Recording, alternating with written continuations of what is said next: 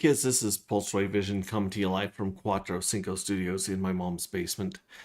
And it is June 12th, 2026, about 3 years later than we thought the bear market was going to be. I mean, the bull market was going to be. And this is our first series of stories. So we're going to get into the story and some of the art that really makes our community shine and sets it apart from other communities and projects where we're making crypto fun and interesting again. And yeah, we're building something that you can believe in. Let's see here. Let's jump through our updates really quickly.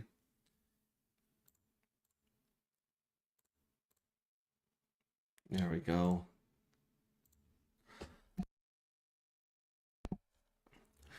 All right, so first thing we want to do is we want to check on Old Man Bitcoin.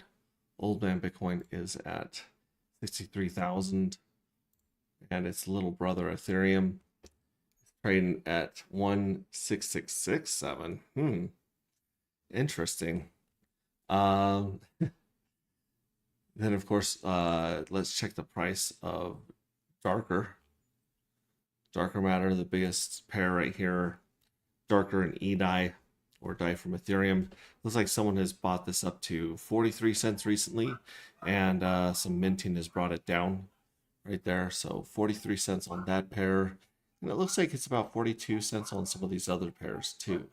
Let's see here. Dark and Dr. Doge is 00. So Dr. Doge is at half a penny. And Darker's at 42 on this pair. So remember, there's no buy tax, there's only sell tax, and sell tax is basically targeted at the bots at this point. Yeah, dogs are losing their minds in the other room. Hopefully you guys aren't too distracted by that. I might have to take a second and go out and yell at them. Let's see here.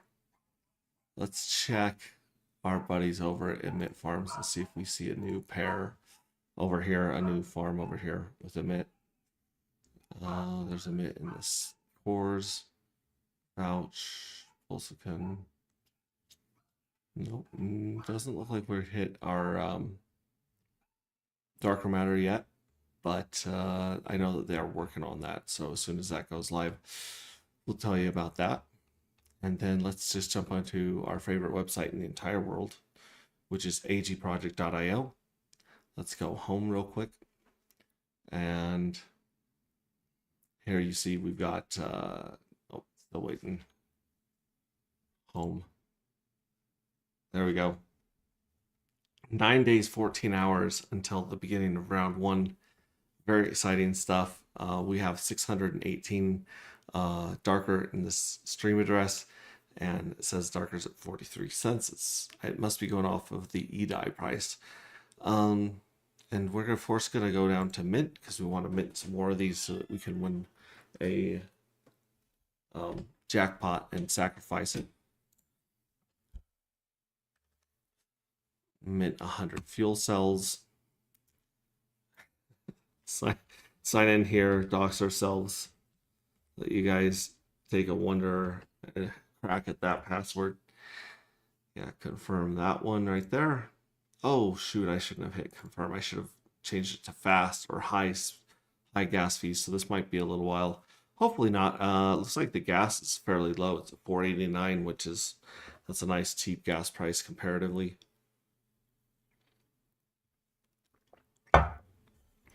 Let's see here.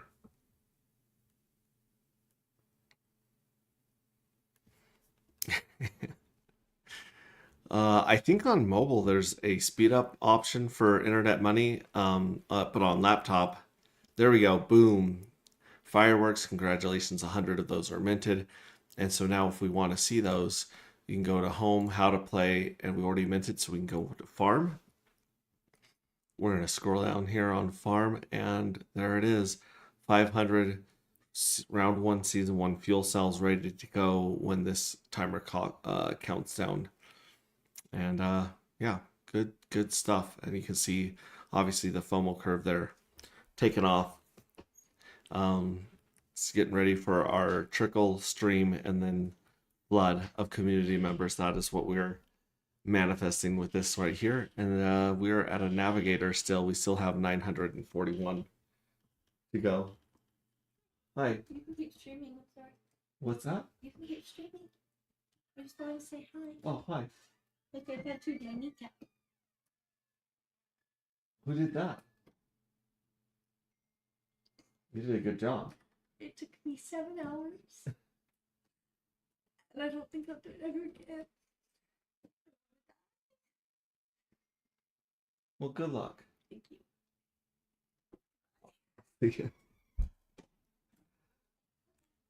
All right, had to check out a tattoo there for a second. Yeah, 941 to be promoted to the rank of admiral right there. But the next one we want to do is we want to go to home. Now that we've minted and checked our farm, we want to get paid, and we can get paid through the jackpot, which is at 64,818. It's got 194 winners coming up who will have a chance to either sacrifice for the EDI bonus pool or claim and remint or sell or, you know, provide liquidity or farm with it. You can farm with, if Emit Farms is up by then. So that's pretty impressive, 64,000 there.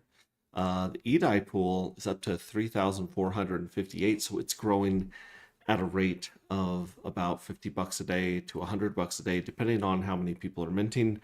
I was waiting to see if we saw some real big wells coming in mint from the OG group, but so far we've just got that 1,000 from Pink Miss Well, and I don't know if they're waiting for lower gas prices or what, but we'll find out. We'll see where this goes, and we'll also check the total coming up.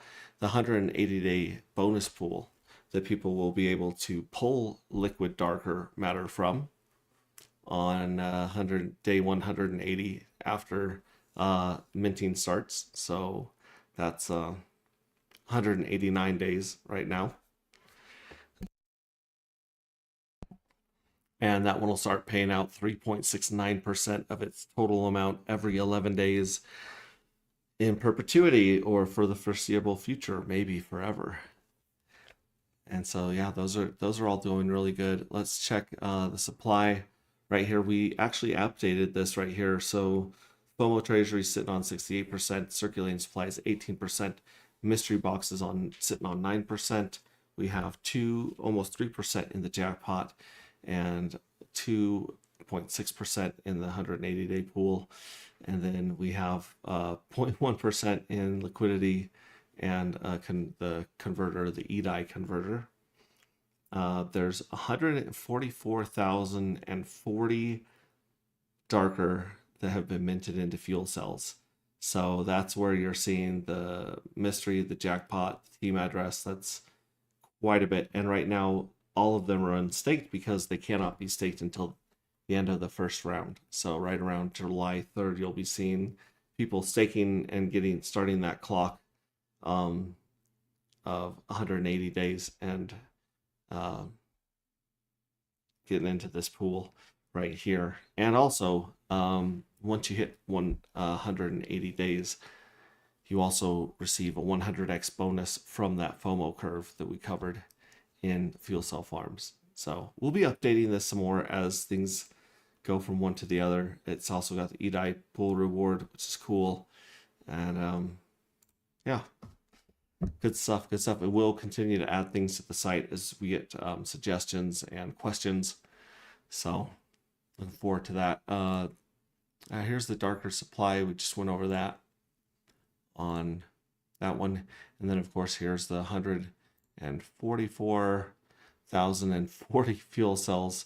We've got this monster well here, 99,999. Apparently they're into the numbers of the game. This crazy person right here has 15,000, and this isn't the Pink Miss Well, and this is not a founder's address. That that is a super fan, my friends. That is a super duper duper fan. You got another super duper duper fan who is also not part of founding members or whales, and that's at 1380. They've got almost 7,000. They're climbing, and it's looking pretty good. Pretty good. Some of these look like they might be daughter addresses. Just a few thousand in them right there. Wow. Wow. And to get to the to get to the first page of this, um, this is actually really funny. This one right here with 1 mint is the mystery box. The mystery box has one NFT in it. Probably when we redeployed it and we're testing the contract. Um, but that one's pretty interesting. If you have one fuel cell, you are on the front page, and our holders have gone from, I think it was 39 to 43, so a few more people have minted here. That's good to see.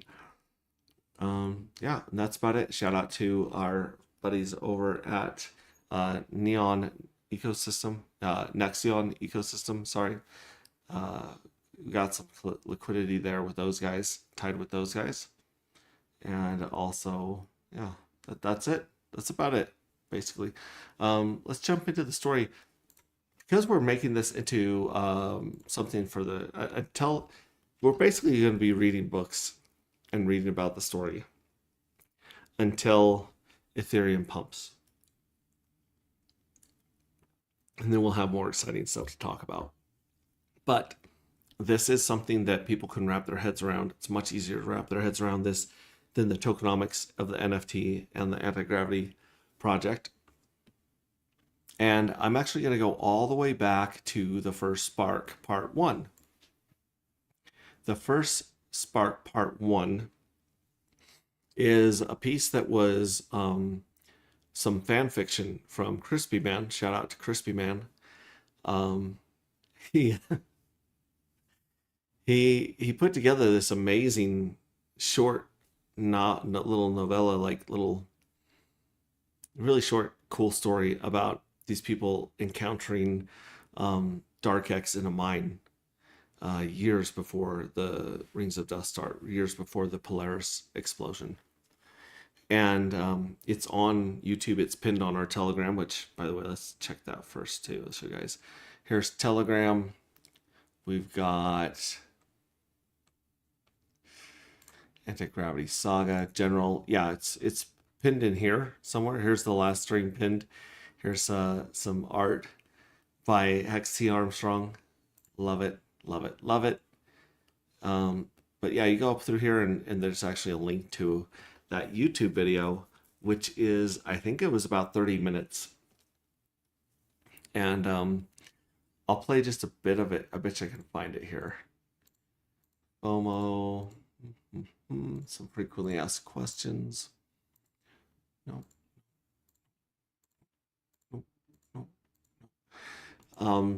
We'll just play just a piece of it. And that piece actually inspired a lot more writing, where we kind of fleshed out the rest of the prequel to almost be like its own complete book right now. So let's see here. It's up here a ways, I guess. Was that it? Did I pass it already? Probably not. Might be easier to find on the Rings of Dust book. Right here. There's that. There's that. That.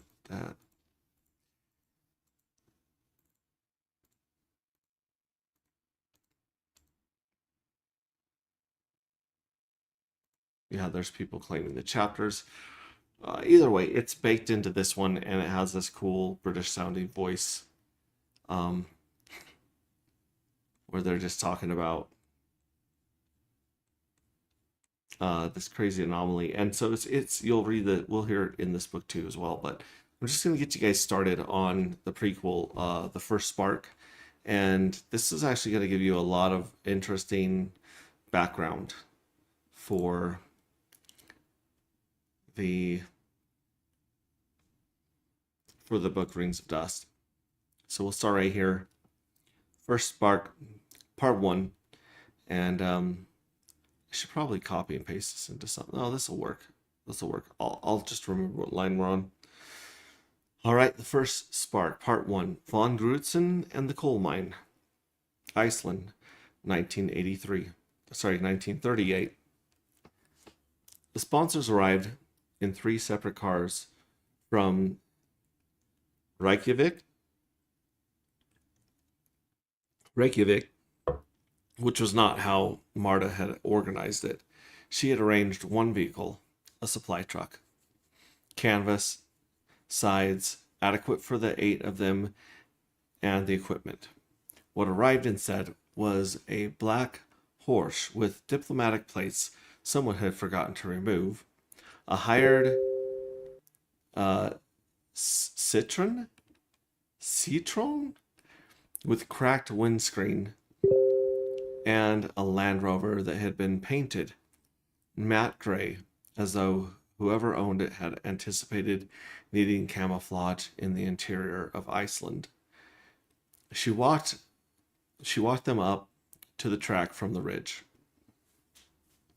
The track ran along the eastern edge of the Hengrill geothermal field, past the second of 3 collapsed craters, and ended at the flat shelf of frozen ground where she had been standing for 40 minutes. The sky was the color of old pewter. The smell of sulfur had been in the air since Reykjavik. You stopped noticing it when you noticed it again. The cold was specific, a cold that came through the soles of your boots before it came down through your collar. Marta had been here before, twice, in the preceding 7 years, on smaller expeditions that had accomplished nothing except confirming what she already believed. The first time she had come alone and stood at the entrance for half an hour before she understood what she was feeling. Excuse me. The second time she had brought the one other person, Frederick, who was dead now of causes unrelated to the mine. And they had gone as far as the first chamber. That was enough to know what was in there. That was more than enough.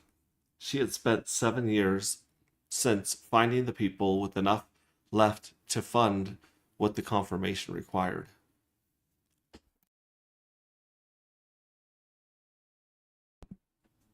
This was not a straightforward task.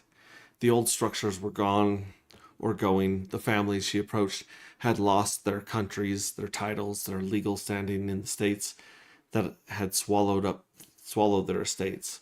What remained was money, some of it hidden, some of it moved, some of it in the forms that were technically no longer legal tender, but retained value in the specific economies of people who understood what such things were worth, and belief. What remained above all was belief, the specific, pressurized conviction of a people who'd watched everything they were told was permanent dissolve in a generation, and had concluded that the thing that they had been missing was access to a source of power that the visible structure of the world did not control. They were not wrong. This was the part of that Marta had difficulty explaining to people who found her associations embarrassing. The car stopped. The doors opened. Count Istvan, the keep, came out of the horse first, pulling his coat closed, a wide man in his 60s, Hungarian with the upright bearing of someone accustomed to rooms that arranged themselves around him. He had lost his estate in 1919, his title in 1920, and his country's particular version of the world in 1921.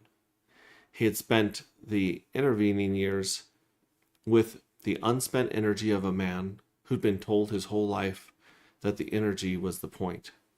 He believed in the resonance because he had experienced it twice at gatherings in Vienna, once powerfully at a ceremony in Bucharest that he had attended out of social obligation, and left 3 hours later in a state he still could not describe precisely. From the is it citron? Citron? From the citron? Jiminy Christmas. From the citron came Vera Sorokina, Russian, 51, formerly of a family that had owned 11,000 acres in the Ural foothills, and beside her, Reginald Croft, who was British, who had known Crowley, who had been a member of the 3 separate occult orders in the past 20 years, and had the air of a man who had found all of them somewhat disappointing. He was the only one of them who had published anything, a monograph, privately printed, on the relationship between telluric currents and what he called energetic inheritance. The monograph was specific in ways that he had made Marta trust him despite everything else about him. The Land Rover disgorged 3 more. Baroness Eleanor Kessler of a Bavarian line, so old it predated the concept of Bavaria. I thought it was Bavaria. Bavaria. A man named simply as Hartman, who was Marta's lawyer and had stopped understanding her years ago, but had continued to serve her out of loyalty, whose origin even he couldn't fully account for. And Peter van den Berg, a Dutchman with industrial money and shipping, who did not believe in any of it, and had invested because Marta had shown him enough to make the not-believing feel like a position he could no longer entirely defend. At the edge of the group, half hidden behind the Land Rover's open door, a boy, Marta's grandson, 8 years old, quiet, watching everything with the particular attention of a child who has not been told what he is looking at, but intends to remember it. She had brought him because there was no one else to leave him with, and because some part of her, the part that thought in generations, believed he should see this. His name was Wilhelm. The researchers had arrived the day before. They were already at the entrance. There were 9 of them. The core was 3. Dr. Leora Henning, who had been pursuing the resonance through academic channels for 15 years and had finally understood that academic channels would not get her here. Anton Weiss, her second, a physicist of considerable skepticism that Marta considered a useful counterweight. And Arya Calder, a graduate researcher whose loyalty to Henning was absolute and whose instinct for pattern recognition Marta had assessed as exceptional. The 6 supporting the core were geologists, a chemist, 2 men whose precise credentials Marta had not verified because their other qualifications were more relevant. They had equipment, recording devices, measuring instruments, 2 cameras, and a set of containment vessels made of a ceramic compound that a physicist at the University of Berlin had designed based on specifications Marta had provided. He had not asked where the specifications came from. Marta had not explained. "It is cold," said Fikiti. Fikit. We'll go Fikit. Arriving at her side. "Yes," said Marta. "I understood Iceland to be cold. I was not prepared for this specific cold. You have been standing outside for 40 seconds. He made a sound that was not quite agreement. He looked at the mine entrance, a low horizontal opening in the basalt face, reinforced with timber beams that the first expedition team had installed in the spring. The lamps inside were already lit. You could see the warm yellow edges of the light from where they stood. "Tonight," he said. "Tonight." The ritual required the full moon, which would arrive at 7:30, the blood of a firstborn calf. They had brought one from a farm outside of Reykjavik, a transaction that had required Hartman's help with the paperwork, and mirrors arranged in a specific configuration that Marta had inherited from her mother, who had inherited it from her mother's mother, who had been the first in the line to understand what it was that the family carried. The mirrors were for the resonance, not for the reflection. This was a thing that people with no education in such matters consistently misunderstood. The mirror was not a symbol. It was a functional component. The resonance moved through reflected light in a way that it did not move through direct light. For reasons that Croft's monograph had begun to articulate, and that Marta suspected the physicist she had hired would confirm within the next 72 hours if the entry went as she anticipated. The belief was not a metaphor. She had spent a great deal of her life explaining this to people. She had given up explaining it to most of them. What she had not given up was the work itself. All right, I'll take a break here, check chat, see if we have anyone in here. We've got Believe in Yourself. I just saw a custom Honda EG6 with a glow in the dark paint and the engine bay on the valve cover. A built K24 turbo in the engine bay, built in Thailand, shown in Malaysia. Nice. Good to have you here tonight.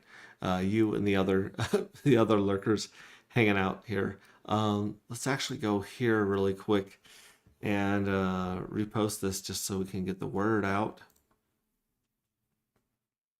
Hanging out here. Boom. We will we'll post this. We'll just say bedtime stories.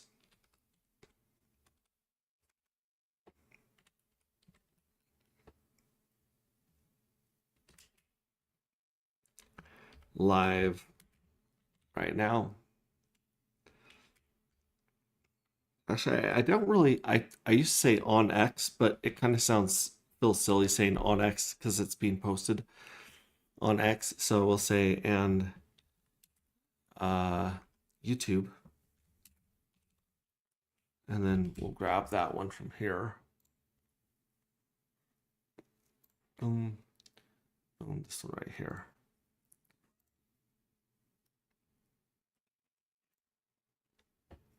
Here we go. I have some people join us for the next part here.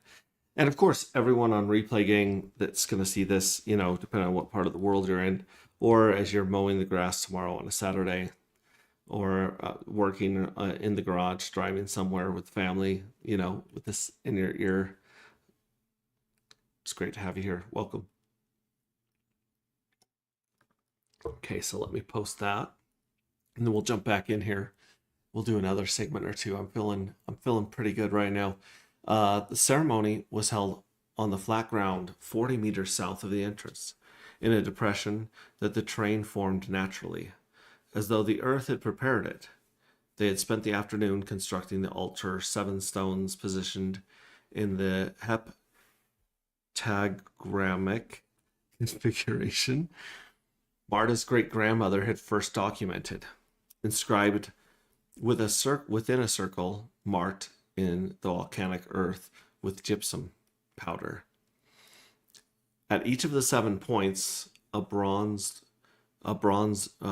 brazier, small, shallow, already loaded with resin. At the center, a plinth of cut basalt, waist high, flat, arranged to be carried up the track by the support crew. Hartman had handled the logistics. He was very good at logistics he did not fully understand. The moon came up exactly when Marta had calculated would. She'd been calculating moon tables for 30 years. This was not mysticism. It was astronomy. When the moon cleared the ridge, Croft lit the first brazier. I don't know if I'm saying brazier right. The incense was his contribution, a compound he had formulated over 20 years of working, a preparation heavy enough to produce smoke that moved differently from ordinary smoke It fell and pooled rather than rising, clung to the lungs, and opened something in the peripheral attention. Olibanum and benzion in the base, labdanum and myrrh in the sustaining layer. Something final he obtained through channels he would not specify. The smell hit the cold air and thickened it. The effect was always the same. The world sharpened at its edges and softened at its center, and what lived at the margins of perception became briefly, almost usably, visible. The remaining 6 braziers were lit in sequence, moving diacyl around the heptagram. The smoke collected in the depression, pooling above the altar plinth. In the moonlight, it was nearly luminous. Not white, not gray, but a color that shifted depending on the angle. They took their positions at the edge of the outer circle. Marta spoke the opening invocation.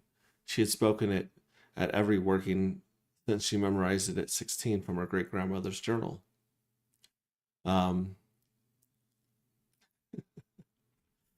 Oh, here we go. Aperiat fons, veniet lux, non est lux, nos hic stamus, heredibus, antiquae, linnae, portatoribus, antiquae, scientiae, et pedimus aperiat via. The source opens. The light that is not the light. Come. We stand here, inheritors of the old line, bearers of the old knowledge, and we ask, let the way open. The Latin was her great-grandmother's, chosen for precision. Her great-grandmother had spoken 6 languages and selected Latin for ceremonial work because Latin was a dead language and dead languages did not drift. The words set down 2 generations ago in the journal were exactly the words Marta spoke now in the cold of Iceland, the smoke pooling around her feet.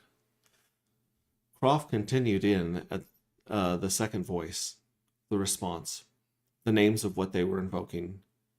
Deat, Bina, Chakma, knowledge, understanding, wisdom. He had a voice built for this work, low, carrying, without self-consciousness. Marta had noticed this the first time she heard him and had filed it as evidence that he was, whatever else he was, genuinely trained. Sorokina joined for the 3rd section the declaration of intent, the statement of the work. She had translated it into Church Slavonic and back into Latin, and the result moved differently from either origin or from either original, carried a specific weight in the mouth.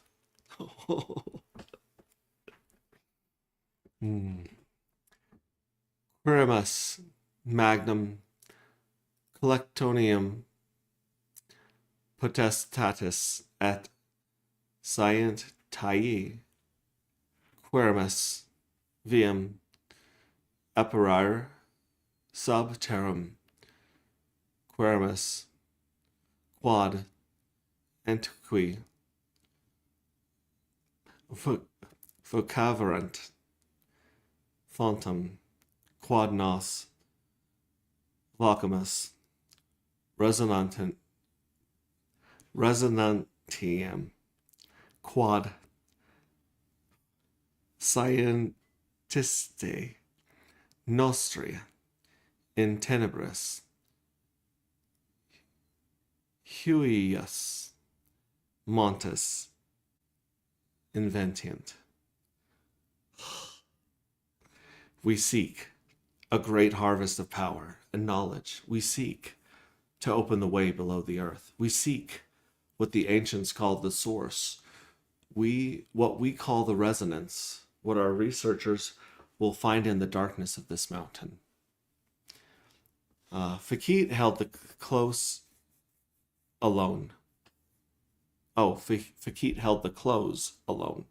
He had not been part of the planning for this section. Mart had assigned it because his Latin was faultless and because he believed, which was not the same as the others believing. What he believed was older than the workings and more personal, and he brought it into the words the way you create something into a room and the temperature changes. Sigillatur, fiat manifestatio. Let it be sealed.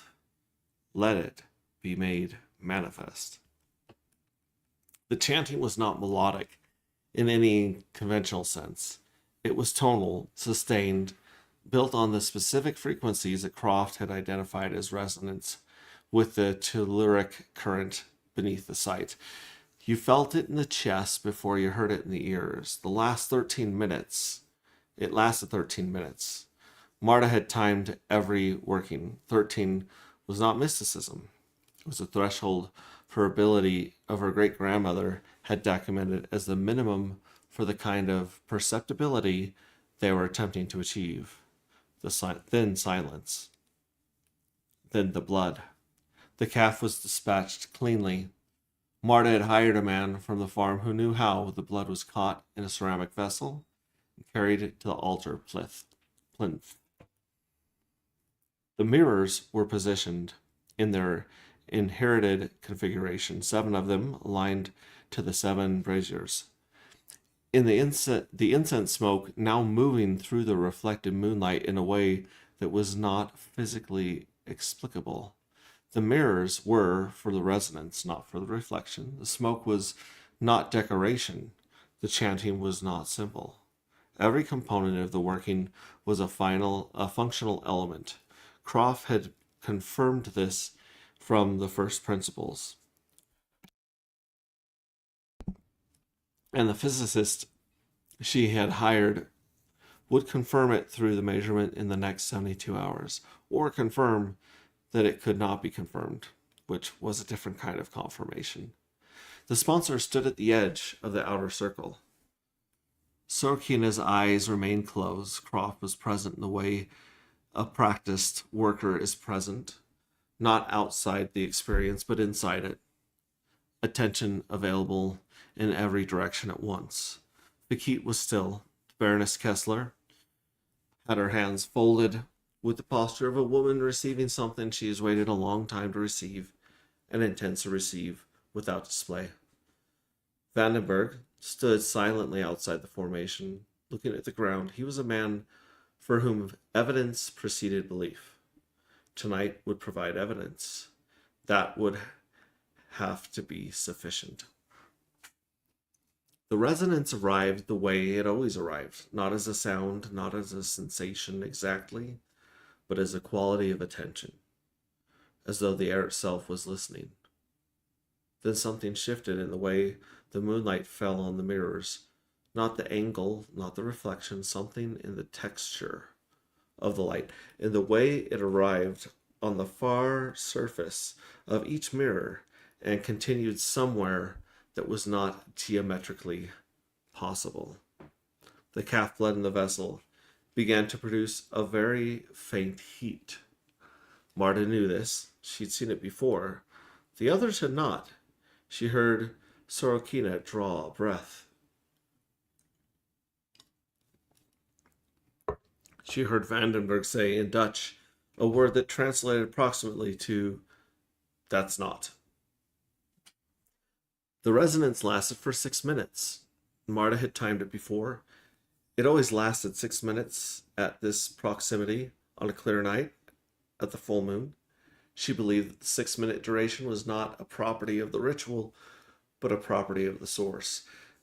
That the source was cycling on a schedule she had not yet fully determined, and that what the ritual accomplished was simply to make the cycle perceptible to human senses that were not otherwise calibrated for it. When it ended, no one spoke for a moment.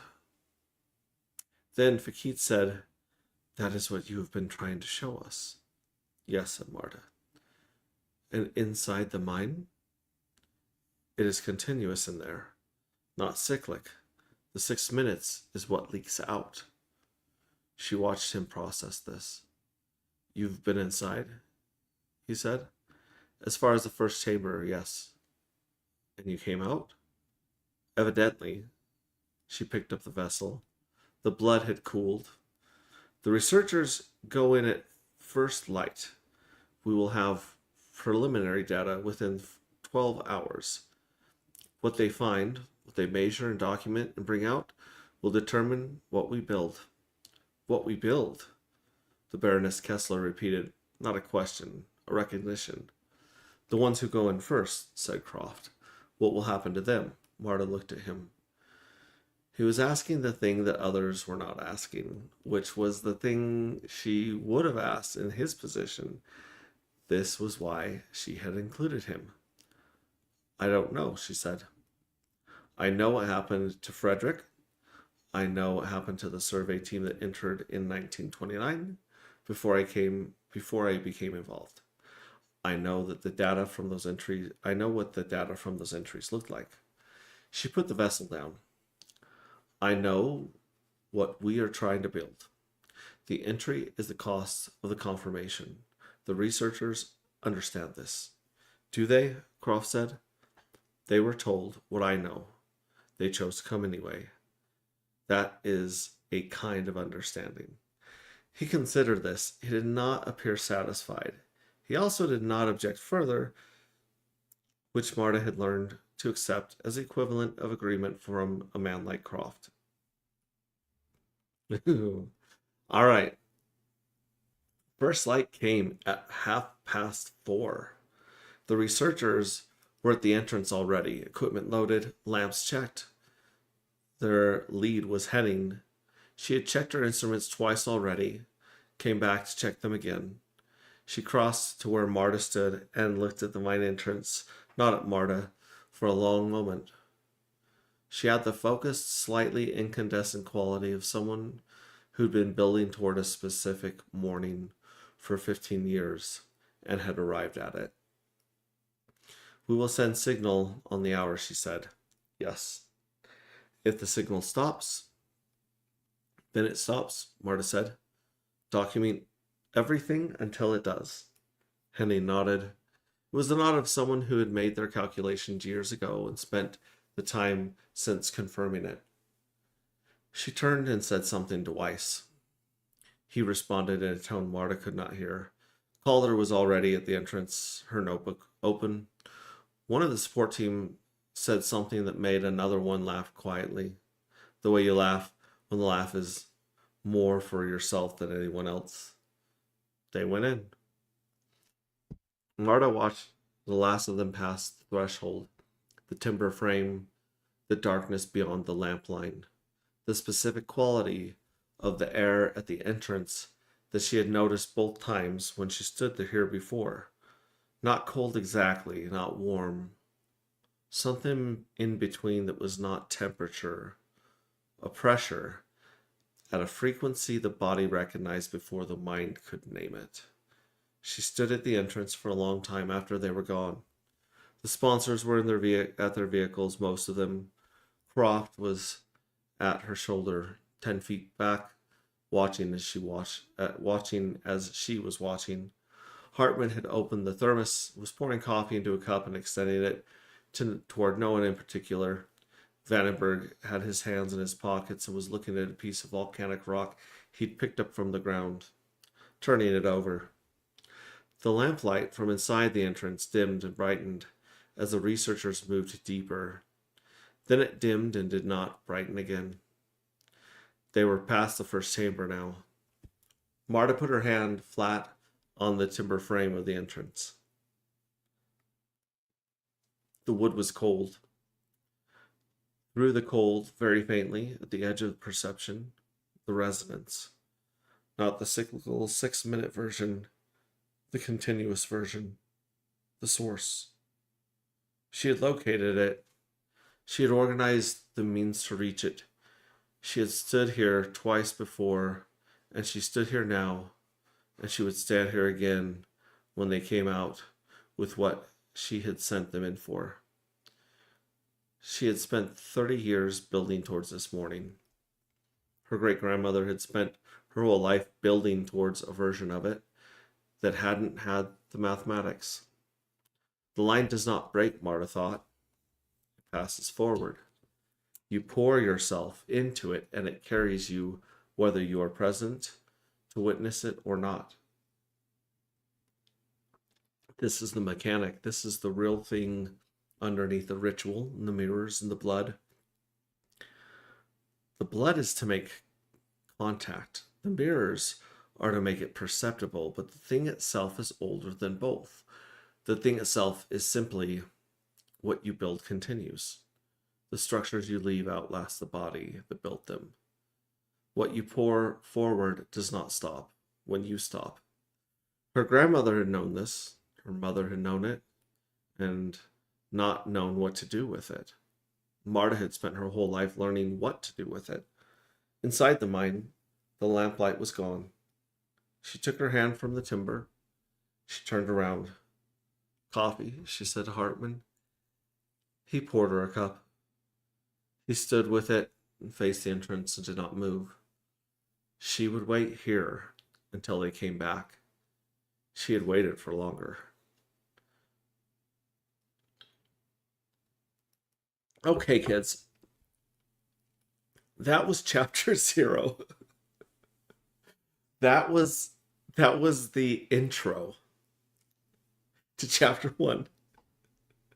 That is, there's a lot there. There's a lot of cool stuff there, a lot of interesting pieces being put together.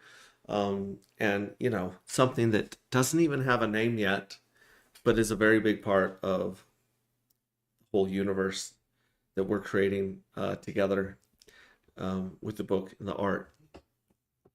So yeah, that's good. I've got to I don't know, let me check chat and see if anyone's here. I got no notification, but I am here now. Good to see you, Max, and everybody else that's currently tuned in. Hope you're all having a great weekend. Good to see you here, Cape. And we'll end on his video, his song here. Let me jump in here and put this link into here. And I'll just continue on with, I think I can do chapter 1. All right, here we go. Check this right here. Hi, Cape. Okay. Chapter 1. We're 48 minutes into this, and we're now ready to start chapter 1. Chapter 1, The Abandoned Mine. The descent began with silence, no wind, no birdsong, only the groan of the iron elevator cage as it sank into the throat of the earth. Rust flaked from the cables and fell into the black below, swallowed before it could hit bottom. For most, the shaft was a tomb.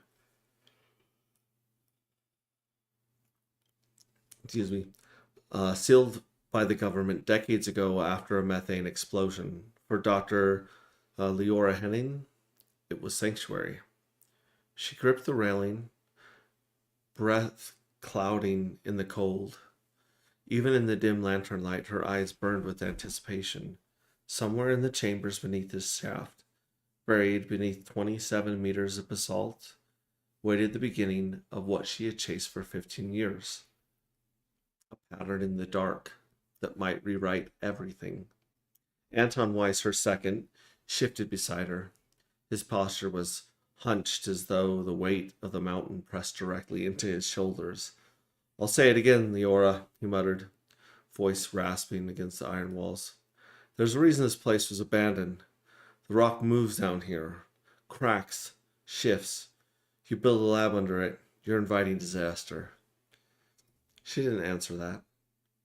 The words were familiar. He'd repeated them since Reykjavik, on the flight. Even as they smuggled the generators in piece by piece, She only replied once the cage shuddered to a stop, the door screeching open into the black, gutted tunnel. All discovery is disaster, Anton, she said. That's why it matters. The tunnel stank of damp stone and machine oil. Their boots crunched over gravel as they walked, lantern beams slashing across scarred walls where miners' chisels had cut long ago. Pipes stripped like veins split open.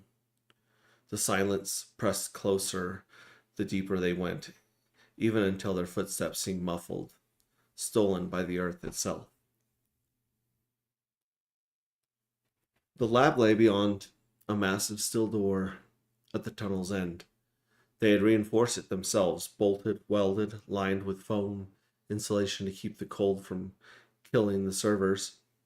Beyond it, humming generators, rows of jury-rigged consoles, and the improvised quantum processor array she had spent her life piecing together. Arya Calder was waiting inside, perched on a stool with a notebook in her lap, her pale face lit only by the glow of a monitor. She looked younger than her years, a grad student who should have been chasing degrees instead of ghosts, yet her loyalty to Leora was absolute. You're just in time, Arya said, eyes fixed on the scrolling data. The array finished processing the last collision set. Leora pulled off her gloves, fingers trembled, not from the cold but the ache of anticipation. She leaned over Arya's shoulder, gaze locking onto the readout. At first it was just noise, the jittering chaos of probability spilling from entangled particles. But then she saw it. A rhythm. A rise and fall that echoed like a heartbeat, but fractured, irregular. A second pulse nested inside the first. An extra beat where none should exist. That's not thermal error. Anton leaned closer, squinting. No, Leora's voice was barely more than a breath. It's consistent. Look, every cycle repeats with intolerance. This isn't random. It's structure. Arya scribbled furiously in her notebook, her hand shaking. It's like it's answering itself. Leora whispered the name before she realized she had spoken. Dark X. The words seemed to hang in the recycled air, sinking into the hum of the generators, as though the stone itself had been listening. For a long time, no one spoke. They only watched the screen as the pattern pulsed on, an alien heartbeat, tapping out its rhythm from the far side of reality. And though none of them would admit it aloud, each felt the same chill through their bones. Something in the dark had heard them, and it was beating back. Ooh. All right, I think I make it through chapter 2. I got a couple of yawns in me. Let me get them out first. All right, let's see if I make this without yawning. Chapter 2. Naming the Unknown. The next 48 hours blurred into one long vigil. None of them left the lab. The storm howled above the mountain, unseen, but felt through tremors in the stone. Below, the quantum array pulsed with the steady cadence of the impossible. Leora sat hunched before the console, her hair loose around her face, her eyes hollow but bright. The anomaly never wavered.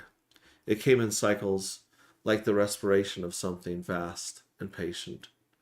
Anton broke the silence at last. We should shut it down. His voice echoed too loudly in the chamber. Even the hum of the generators seemed to falter. Arya, who had been sketching waveforms in her notebook, looked up sharply. Why?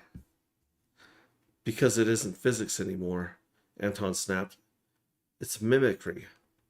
Look at the sequence. He jabbed a finger towards the screen, where the oscillations had shifted into something angular. fractals nested within fractals, lines spiraling back on themselves. This isn't energy, it's information. And if it's information, his gaze cut towards the ceiling as if he feared the rock itself might be listening. Then something is sending it. Arya gave a nervous laugh. Oh, it's just us projecting meaning into noise. Humans see faces in clouds, Anton. We hear patterns and static. But even as she said it, she rubbed the back of her neck as though aware of some unseen current crawling beneath her skin. Leora spoke softly, her voice iron wrapped in velvet. If this is contact, then it's the most important moment in human history. You'd have us walk away. Anton stared at her. Yes. Silence closed in for a moment. The only sound was the faint tick of condensation dripping from the pipes. Then the console flickered. All three leaned forward as the display cycled through symbols none of them had programmed. Columns of numbers, mirrored and inverted, resolving into primes stacked like a staircase, ascending into black. Arya's hand trembled as she scribbled them down.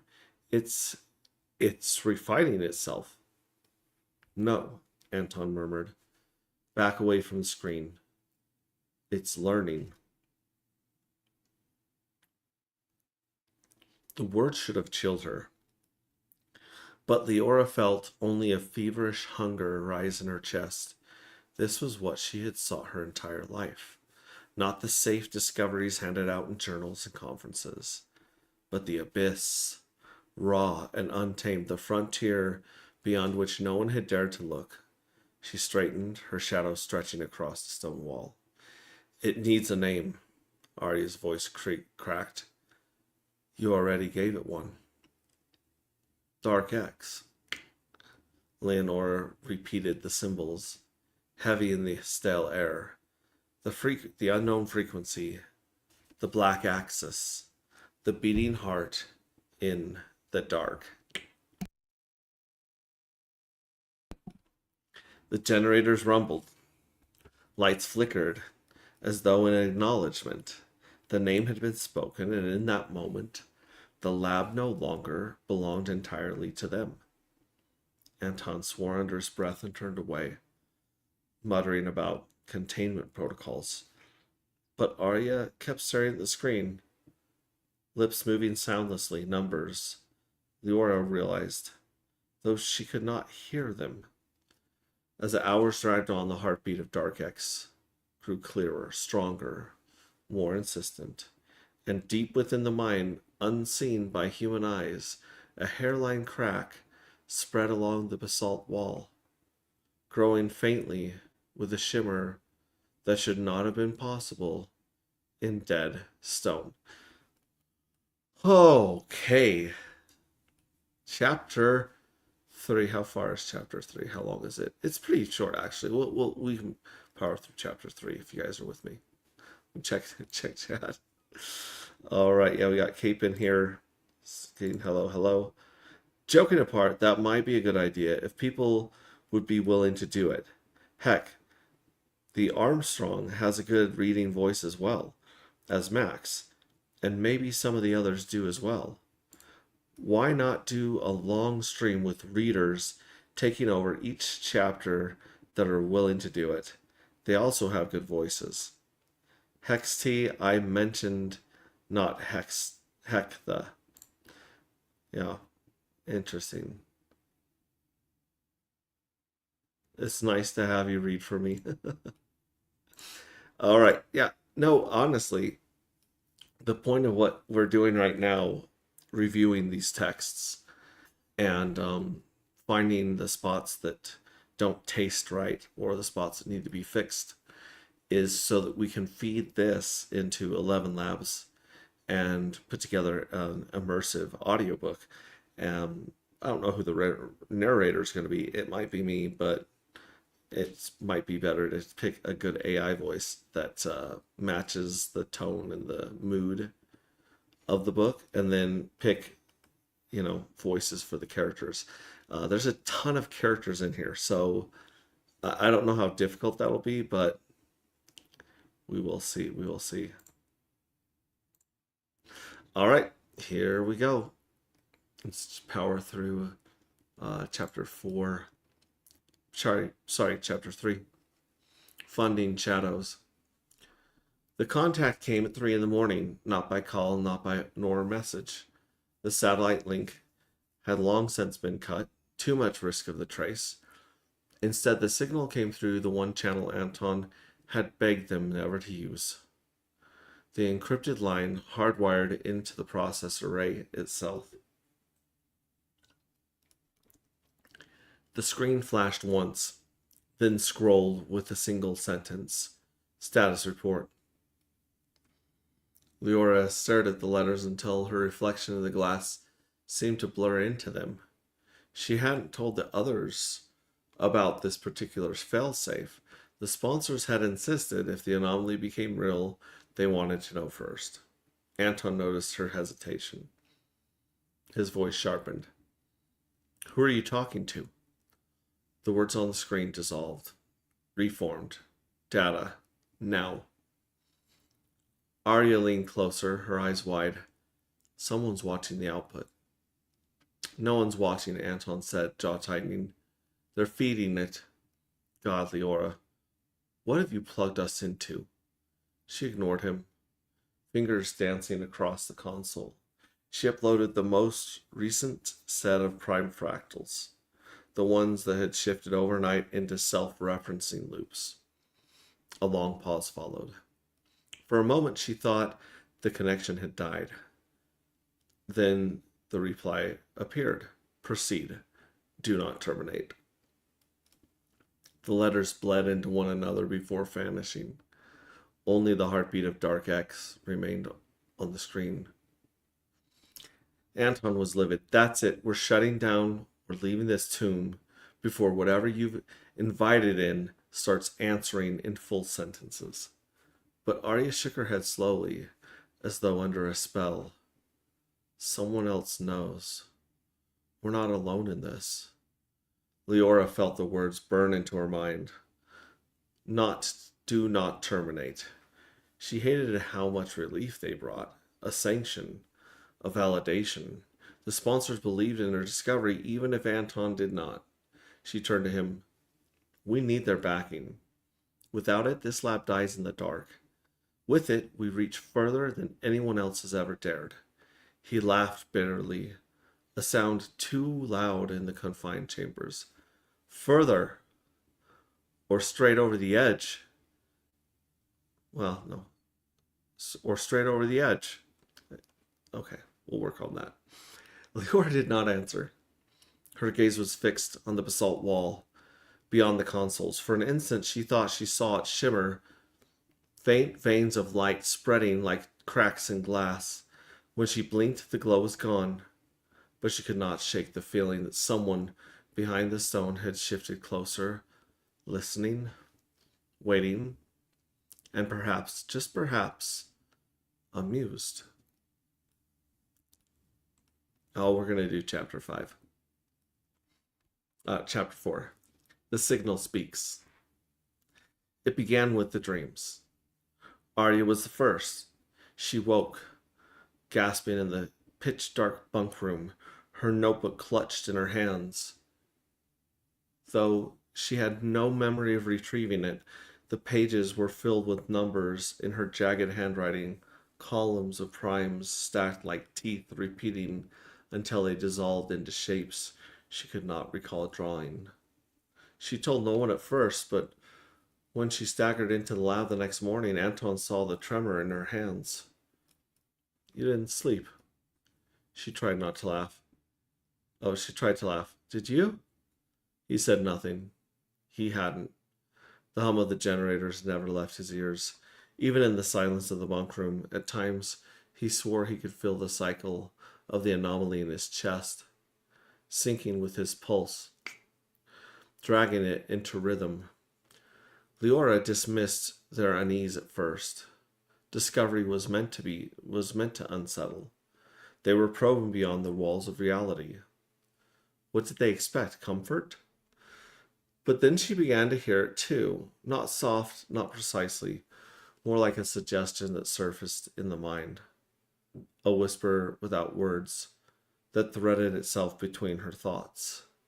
Sometimes it urged her toward the console, sometimes it filled her with an inexplicable certainty.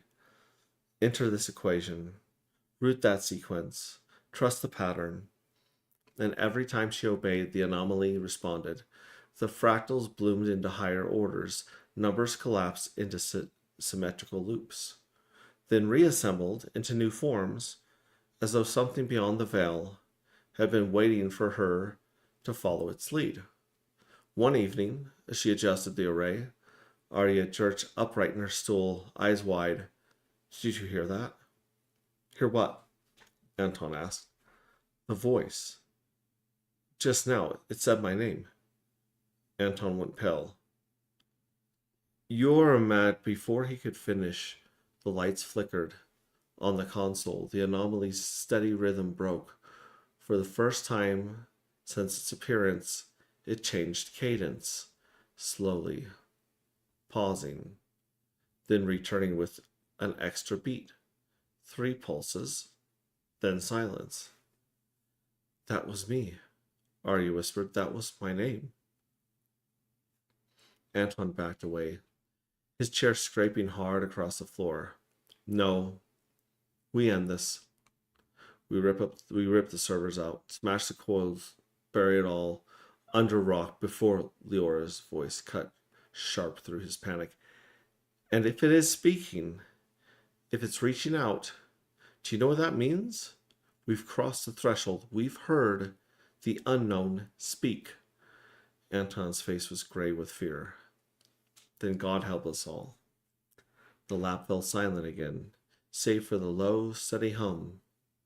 But in the shadows along the basalt wall, faint traceries of light flickered like veins under skin, growing brighter, more complex, as they echoed the patterns that now danced in Arya's restless dreams. Chapter 5, the first accident. This is what we're gonna do. We're gonna go through 5, and then we'll cut and start from another stream after I get some rest. Chapter 5, the first accident.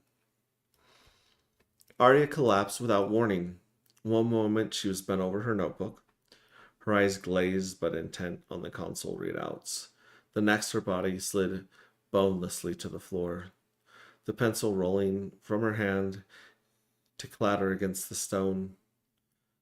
Leora and Anton rushed to her side. Her pulse was steady, breathing shallow but present, her eyelids fluttering as she caught in some private as though caught in some private dream.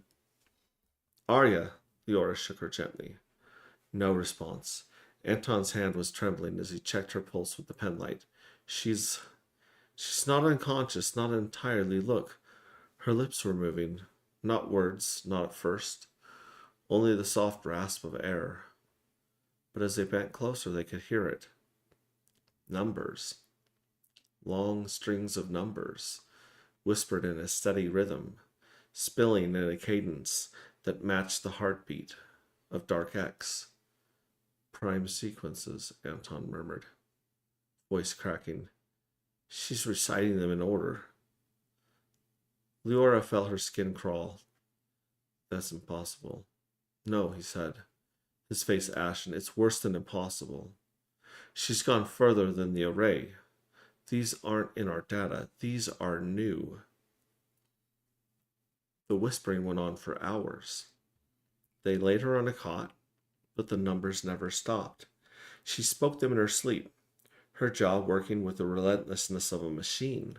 By dawn, her throat was raw, lips flecked with blood, yet the numbers kept coming. She finally woke, looked at them both with eyes they no longer recognized. I saw it, she whispered.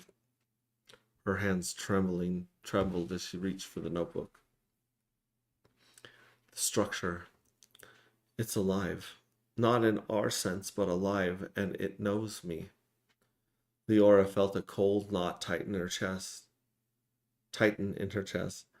Before she could respond, Anton slammed his fist against the console. This is contamination. Neurological seepage from staring at the patterns too long. You've let it get into your head. Arya only smiled faintly, as if at a private joke. It let me in. That night, while Anton sat rigid and sleepless by the generator's hum, Leora found Arya awake again, scribbling faster than her hand could move. Lines of primes, then fractals,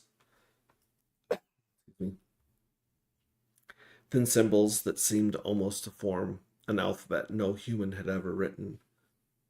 When Leora asked what they meant, Arya looked up with pupils dilated, voice calm, as if she were stating a fact. It's teaching me how to listen. All right, folks. That is, we're up to chapter 6 in the first Spark part 1. And next bedtime stories, which may not actually be at bedtime. We might do a couple of them tomorrow, depending on what's going on. Maybe one in the late morning, one in the early afternoon. I don't know. What do you guys think? What do you guys think about this this Dark X? That is something that we've never experienced before. What do you guys think about the sponsors? What do you guys think about the crazy ritual stuff? Let us know. Shout out to Replay Gang. Sounds good so far. Thanks. Believe in yourself. Yeah, this ties all the way up to Cole Nova and Marcus Vergold in Rings of Dust. It's quite a piece. All right, let's go out on The Void by Kate Figure.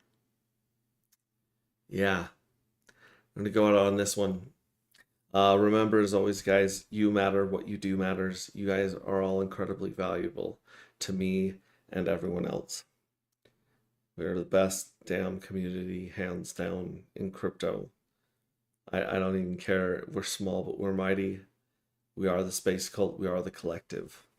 We are Anti-Gravity Project. We are Dark Matter. And that wasn't enough for us. So we became Darker Matter. And I hope you guys have a great Friday night. Have a great weekend. We'll be continuing with the story and the art. It'll be fun to feed a bunch of this prequel into AI and see what art, visual, and images, and maybe even animations it comes up with. Because we didn't have any of this during the first art contests of Dark Matter V1. So, yeah, I love you guys. We'll catch you in the next one. Shout out to Kate Figure for the video and the song. And ciao.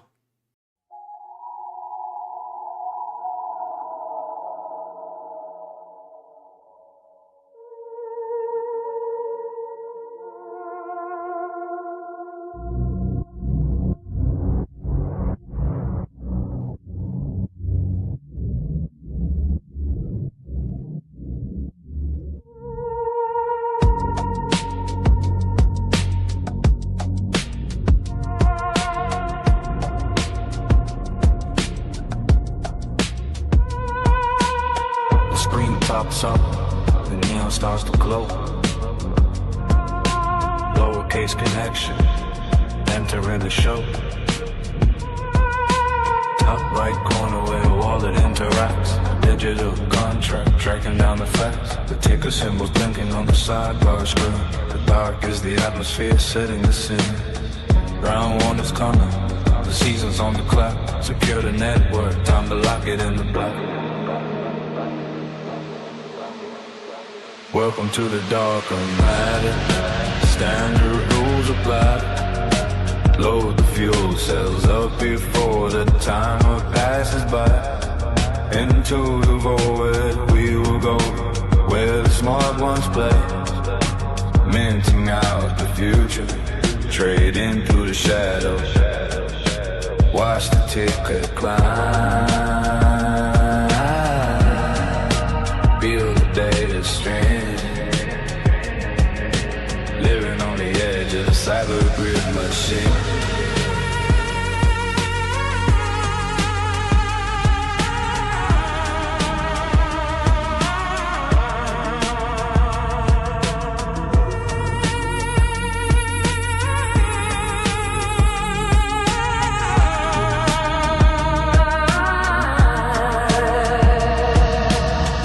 Sacrifices, waiting at the gate, calculating yields while we wait upon the day. Claim the EDOT payouts, tally up the wins. This is where the high stakes strategy begins. They say it's for the smart ones, written on the wall. A gamified ecosystem standing tall. Read the how to play if you wanna know the way. Before you launch the app or end in disarray. Ticks on the countdown, now it's turned to days. The price of darker matter, moving through the haze. Is it an illusion? Is it by design? Watch the smart contract as it aligns. 3, 2, 1. Let the protocol run. Welcome to the darker matter. Standard rules apply. Load the fuel cells up before the timer passes by. Into the void, here we go, where the smart ones play. Minting out the future, trade into the shadows.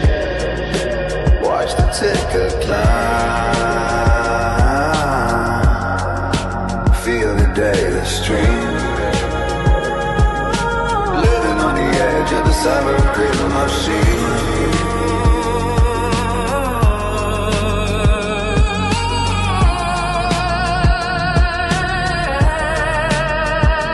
Fuel cells loaded.